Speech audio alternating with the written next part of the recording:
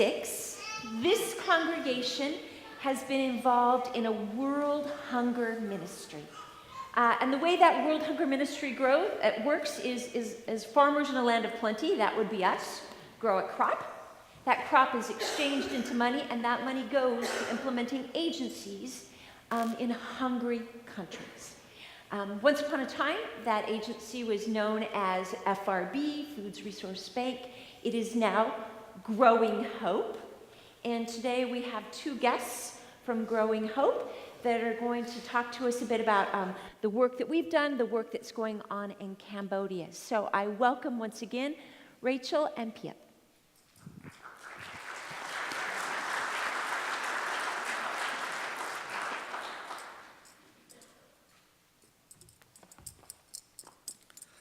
Good morning, and it's great to be here today. I'm Rachel Conley, and I work with Growing Hope and get the privilege of working with our programs in Asia, as well as several of those growing groups that Pastor Leah mentioned throughout the Midwest. And, you know, this is just one of the verses that really motivates me in this work, and I just wanted to share it with you to start things off this morning. Also the Matthew verse that we just read. But is this not the kind of fasting I have chosen, to loose the chains of injustice and untie the cords of the yoke, to set the oppressed free and break every yoke? Is it not to share your food with the hungry and to provide the poor wanderer with shelter, when you see the naked to clothe them and not to turn away from your own flesh and blood? Then your light will break forth like the dawn, and your healing will quickly appear. Then your righteousness will go before you, and the glory of the Lord will be your rear guard. Then you will call, and the Lord will answer. You will cry for help, and he will say, "Here am I." If you do away with the yoke of oppression, with the pointing finger and malicious talk, and if you spend yourselves on behalf of the hungry and satisfy the needs of the oppressed, then your light will rise in the darkness, and your night will become like the noonday. The Lord will guide you always. He will satisfy your needs in a sun-scorched land and will strengthen your frame. You will be like a well-watered garden, like a spring whose waters never fail. Your people will rebuild the ancient ruins and will raise up the age-old foundations. You will be called a repairer of broken walls, restorer of streets with dwellings. I just love that verse about spending yourself on behalf of the hungry and satisfying the needs of the oppressed, because that's what you're doing through your local growing project, through your auction here. And over the course of the last many years, did you say since 2008? 2006. You have raised a lot of funds to help support our programs around the world. And you've seen the number 55. I believe it's been emphasized here a little bit. And if we divide the total that you have raised by 55, this is the number of people that you've helped. So 5,171 people around the world are able to feed their families throughout the year and really satisfy their own needs thanks to the things that you've done here. This morning we're going to hear from Pheap about one of those programs. It's not necessarily the specific program that you've supported, but it's representative. We have 47 programs around the world right now, and this is one of the programs. So I hope that you'll listen to the incredible things that are happening in Cambodia East. So Pheap works with one of our partners, World Hope International, and we've had the Cambodia East program with them for the last 2.5 years, and so she's going to be sharing about that. Come on up, Pheap. And just for your geographical recollection, that's where Cambodia is.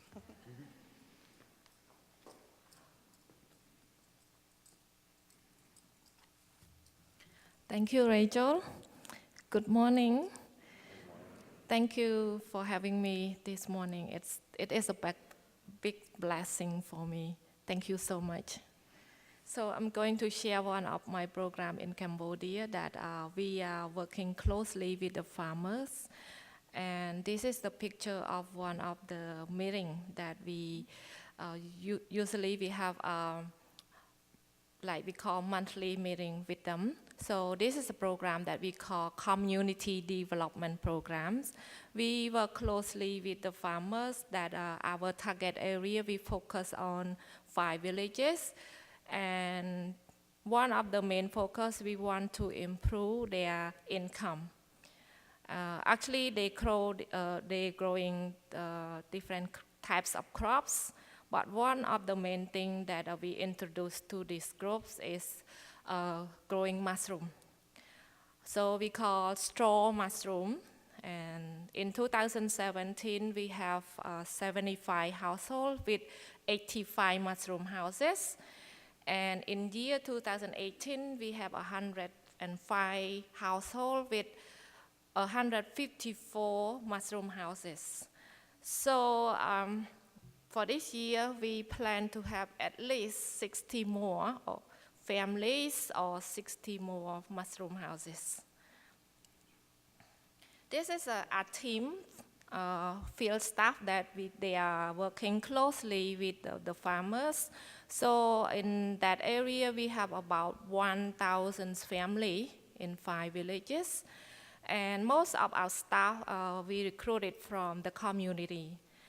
We have one technical staff support from outside of the village, and we have a program staff, but mostly most of them are come from communities. This is a picture of a mushroom house. You can see that the roof made from palm leaf, and the different layer racks inside of the house made from bamboos, and the pillars, woods pillar, and the floor is from cement floor. So this is the mushroom house are ready to grow the mushroom. So we have different stages of growing mushroom. One of the raw materials is rice straw. So after they harvest their own rice, they keep their own rice straw to produce mushroom. In that area, we have, in one field, our farmer growing 2 types of crops a year. Start from May until late or early of December.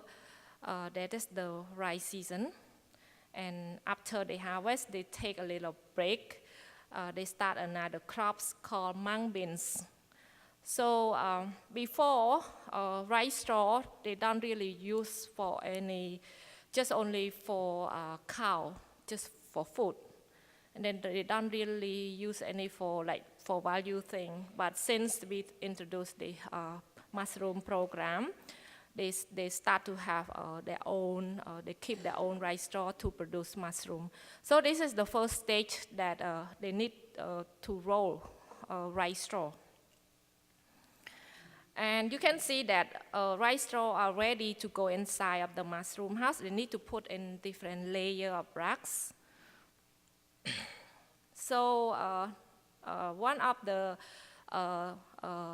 second thing that we need after rice straw is we call like mung bean hulls or mung bean shell, something like that, and that is part of the compost. They need to mix it as a compost, and then whenever it's ready, they bring it inside. They put on the top of rolling rice straw, and after that, they need to heat it up. We call steaming stage. We have a water tank, and we have like metal pipes and connected with a plastic pipe, and they heat it up by firewoods. So this kind of mushroom, they need to heat it up, like they need to kill all the bacteria inside. Need to heat it up between 160 to 180 degrees. They need to make sure kill all the bacteria. And whenever they finish the steaming, the next day, it's the time for spore. That's the last stage. So spore, it's on top of the compost. First, rice straw rolling and compost, and the last stage is spore. So after they finish the spore, that is the time that they take a little break. Sometimes they need to just make sure the temperature inside of the house between 80 to 100 degrees, just between that. So this kind of mushroom need to grow in the warm temperature. So you can see in the picture that is mushroom are ready to harvest. So after 12 days, after sport, where they are ready to harvest. So this type of mushroom, they need to harvest in the evening because of the market demand. They need mushroom around midnight, like to start from 12 to 1 a.m., 2 a.m. in the morning. So they need to start harvest in the evening. Whenever they finish, they bring it to the selling place. So our group is non-profit organization, so we don't dealing with any buying or selling mushroom. So we started another group that we call a social venture group that dealing with buying and selling. So before that, the farmer, when they finish the harvest, they have the mushroom, they also sell to the other people or the middleman. But sometimes the middleman came in, they just say whatever the price can be dropped down, half price of what we buy from the farmer. So our team, we buy mushroom from them in a fair price. Whenever they finish harvesting, they bring it to our area, we scale it up, and then we pay them directly by cash. So, and then we have a truck that bring the mushroom to the market, which is 2 hours away from the village to capital city. We call Phnom Penh. It's our capital city in Cambodia. So 2 hours away from the village. So the mushroom arrive in the city around 1 a.m. and then we do the wholesale to the buyer. And then the buyer that buy from us, they do the retail.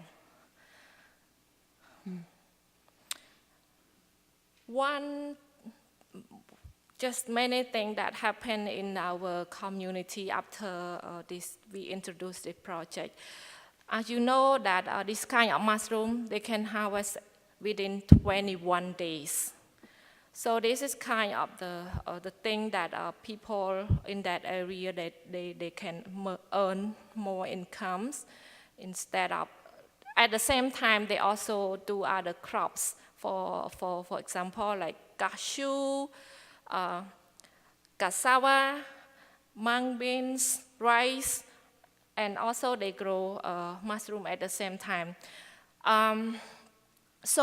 Before, men tend to go out to work in other places like neighbor countries, working in the city, rarely come back home, and sometimes they don't really come back in a year, and sometimes they just come in a few days during, like we call like New Year, and then they go again. And sometimes when they come back, they don't really have money with them because like they got cheated or something like that. And since we introduced this program, men come back home. Men stay with their wife, with their children, and they can work at the same time. So they grow mushroom, they also grow other crops. And they can get more income during 21 days. So this kind of mushroom, there's no season for this kind of mushroom. They can start the next cycle after they harvest. It means that the first day of the harvest until the last day start from between 5 to 7 days, and whenever they finish the cycle, they can start the next cycle right away. They don't need to wait for until the season. No, not like that. So they can grow throughout the year. And many things that have changed in the community. Men come back home, they can stay with their family, they can earn money at the same time, the family can sending their kids continue in school. They have a thing that they afford to buy that before they could not buy. For example, a motorbike that can help them to go around, to bring the mushroom to sell for us, and also many things, for example, like before we provide clean water through drilling well, and one well for 5 to 10 families, but right now they have ability to drill their own well in their own compound, and they afford to purchase their own like a small truck for their own rice crops and bring the crops to sell in other place, something like that. So many good things. One of the family that I remember that she has 3 daughters. And she told me that without growing mushroom, she didn't think that she can let her 3 daughters continue in school, one in grade 11, one in grade 7, one in grade 5. So just like if without a growing mushroom, I don't think I have enough money to keep sending my kids, my 3 daughters to school. Yeah, so many things that happen, even some just started, but still in the progress. So I'm really thankful for this project and for the people who give us money, and I really appreciate it. Thank you so much. God bless you. Yes.